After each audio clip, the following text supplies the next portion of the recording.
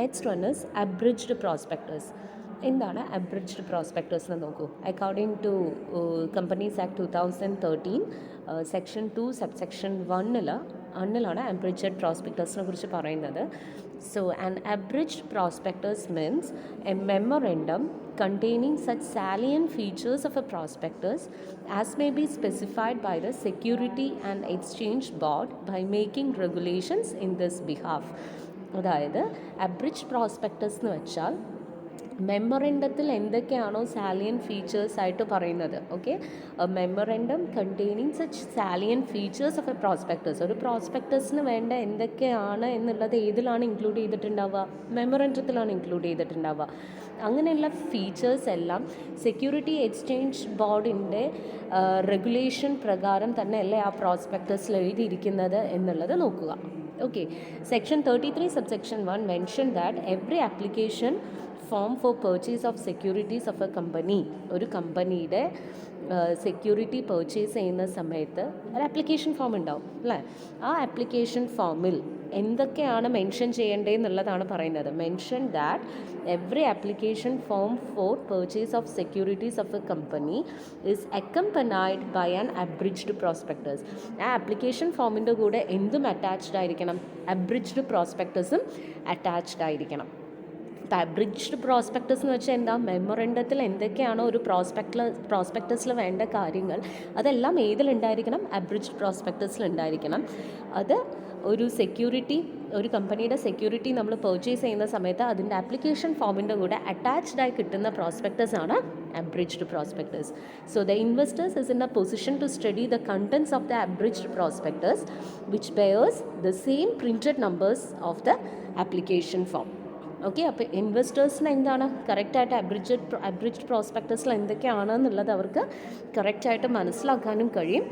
അത് എത്ര application form വാങ്ങണോ and ആ ആപ്ലിക്കേഷൻ ഫോമിൻ്റെ കൂടെയൊക്കെ ഈ അബ്രിഡ്ജ്ഡ് പ്രോസ്പെക്ടസ് അറ്റാച്ച് ചെയ്തിരിക്കും.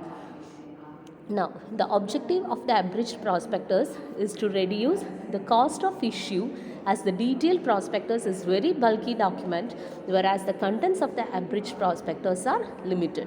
മനസ്സിലായോ?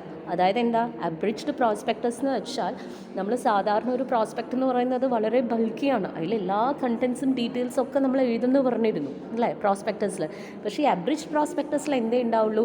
ആവശ്യമുള്ള കാര്യങ്ങൾ മാത്രം സെലക്റ്റഡ് ആയിട്ട് ഒരു പർച്ചേസർക്ക് അല്ലെങ്കിൽ ഒരു സെക്യൂരിറ്റി പർച്ചേസ് ചെയ്യുന്ന ആൾക്ക് എന്തൊക്കെ കാര്യങ്ങൾ അറിയണോ അതിനെക്കുറിച്ചിട്ടുള്ള എന്താ പറയുക, വളരെ അതിനാവശ്യമായ കണ്ടൻറ്റ് മാത്രം എഴുതിയിട്ടുള്ള കാര്യങ്ങളായിരിക്കും അബ്രിഡ്ജ് പ്രോസ്പെക്ടസിൽ ഉണ്ടാവുക. അപ്പോൾ അത് വളരെ ബൾക്കി ആയിരിക്കില്ല. പക്ഷേ സാധാ പ്രോസ്പെക്ടസ് എന്ന് വെച്ചാൽ ഇറ്റ് ഈസ് വെരി ബൾക്കി. അപ്പോൾ അതെല്ലാ ആപ്ലിക്കേഷൻ്റെ ഫോമിൻ്റെ കൂടെ അറ്റാച്ച് ചെയ്ത് കൊടുക്കുക എന്ന് വെച്ചാൽ ദാറ്റ് ഈസ് വെരി കോസ്റ്റ്ലി. അപ്പോൾ കോസ്റ്റ് എഫക്റ്റീവ് ആവാൻ വേണ്ടിയിട്ട് അവർക്ക് അറിയേണ്ട കാര്യങ്ങൾ മാത്രം എന്ത് ചെയ്യുന്നു, ഈ അബ്രിഡ്ജ് പ്രോസ്പെക്ടസിൽ പ്രിൻറ്റഡ് ആക്കിയിട്ട് ആപ്ലിക്കേഷൻ ഫോമിൻ്റെ കൂടെ അറ്റാച്ച് ചെയ്ത് വിടുന്നു. അതാണ് main objective of abridge prospectus എന്ന് പറയുന്നത്.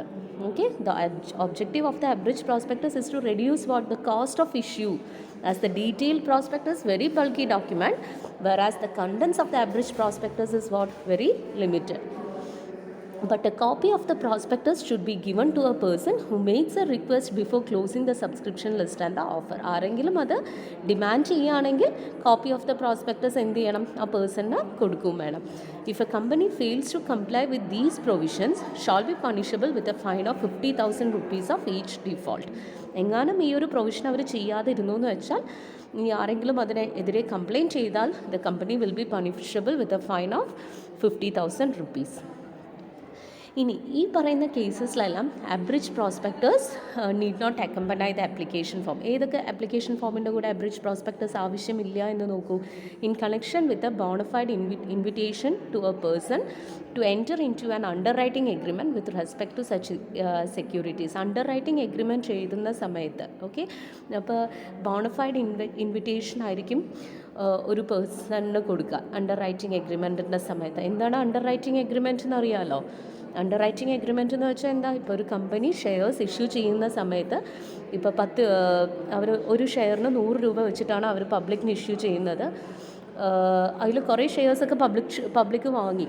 ഓക്കെ, കുറച്ച് ഷെയർസ് പബ്ലിക് വാങ്ങിയിട്ടില്ല എന്നുണ്ടെങ്കിൽ ഇവർ ആർക്ക് കൊടുക്കും? അണ്ടർ റൈറ്റേഴ്സിന് കൊടുക്കും. ഈ അണ്ടർ റൈറ്റേഴ്സ് ആയിരിക്കും ബാക്കിയുള്ള ഷെയർസൊക്കെ ഇഷ്യൂ ചെയ്യുക. അപ്പോൾ ഒരു ഷെയറുടെ വാല്യൂ 100 രൂപയാണെങ്കിൽ അണ്ടർ റൈറ്റേഴ്സിന് അവർ 80 രൂപയ്ക്കോ 60 രൂപയ്ക്കോ കൊടുക്കും. അണ്ടർ റൈറ്റേഴ്സ് എന്ത് ചെയ്യുന്നു, പബ്ലിക്കിനെ കണ്ടുപിടിച്ച് പബ്ലിക്കിന് അത് എന്ത് ചെയ്യും, ഈ 60 രൂപയ്ക്ക് വാങ്ങിയ ഷെയർ അവർ ഒരു പക്ഷേ 80-നോ 90-നോ ഒക്കെ ജനറൽ പബ്ലിക്കിന് കൊടുക്കും. അപ്പോൾ കമ്പനിക്ക് ഇവിടെ എന്താ ലാഭം എന്ന് വെച്ചാൽ, അണ്ടർ റൈറ്റേഴ്സിന് കൊടുക്കുന്നതിനുള്ള ലാഭം എന്താണെന്ന് വെച്ചാൽ, കമ്പനി വേറെ അതിൻ്റെ അഡ്വർടൈസ്മെൻറ്റിനോ അല്ലെങ്കിൽ ആ സെക്യൂരിറ്റി പബ്ലിക്കിലേക്ക് എത്തുന്നതിന് വേണ്ടുള്ള കോസ്റ്റ് മാനേജ്മെൻ്റ് ഒക്കെ ഉണ്ടാവുമല്ലോ. പബ്ലിക്കിലേക്ക് ആ സെക്യൂരിറ്റീസ് വിൽക്കാൻ വേണ്ടി വരുന്ന ഇടയിലുള്ള കുറേ ചാർജസ് ഒക്കെ ഉണ്ട്. അല്ലെങ്കിൽ മാർക്കറ്റിംഗ് ചെയ്യണം ആ സെക്യൂരിറ്റീസിലേക്ക്. ഇതൊന്നും ഇവരറിയേണ്ട ആവശ്യമില്ല. അതൊക്കെ ആര് തന്നെ ചെയ്യും, അണ്ടർ റൈറ്റേഴ്സ് ചെയ്യും. ഓക്കെ, അങ്ങനെയുള്ള കേസസിലൊന്നും ഈ അബ്രിഡ്ജ് പ്രോസ്പെക്ടസ് കൊടുക്കേണ്ട ആവശ്യമില്ല. In relation to securities which were not offered to the പബ്ലിക്കിന് ഓഫർ ചെയ്യാത്ത സെക്യൂരിറ്റീസിൻ്റെ കൂടെയും അബ്രിഡ്ജ്ഡ് പ്രോസ്പെക്ടസ് അറ്റാച്ച് ചെയ്യേണ്ട ആവശ്യമില്ല. ഇത് ഇത്രയാണ് അബ്രിഡ്ജ്ഡ് പ്രോസ്പെക്ടസിൽ പഠിക്കാനുള്ളത്. ഓക്കെ.